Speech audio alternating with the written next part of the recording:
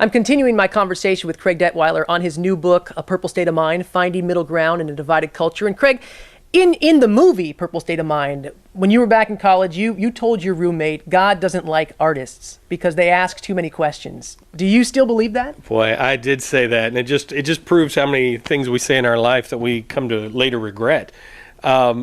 It's amazing. I think I picked up an anti-art bias just from being around church and walking in the faith. There's this anti-image thing that people kind of are nervous about, idols and depictions. And I think we have to get over that in this image-driven age. I think we need to realize that God has always communicated through images. I mean, it says Jesus was the image of the invisible God. So we need to kind of come to embrace the artist rather than reject the artist. It seems like for the last 100 years, the church has really retreated or abandoned the arts. And then we complain about what's on TV as Christians. Where do we go from here?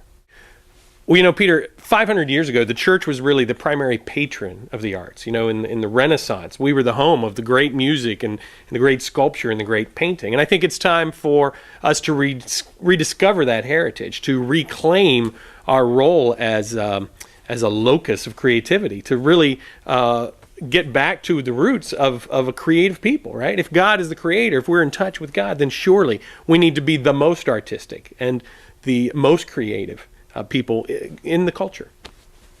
So, Craig, as I'm looking through your book, what are the practical ways that I'm going to discover in addressing arts and faith? Well, Peter, I think it starts with understanding the history and having a sense of the scope and the magnitude of who we've been as culture makers, culture creators. And then I think it is about rediscovering beauty and wonder, learning to pay attention to the sacredness of life. It comes from walking amidst nature and understanding the glory of God's creation. I think it also comes finally in encouraging young people to embrace the arts, to be image makers. My own daughter, you see some of her paintings here behind us. She's a painter. She's an artist. She loves to draw. And so we're investing in that,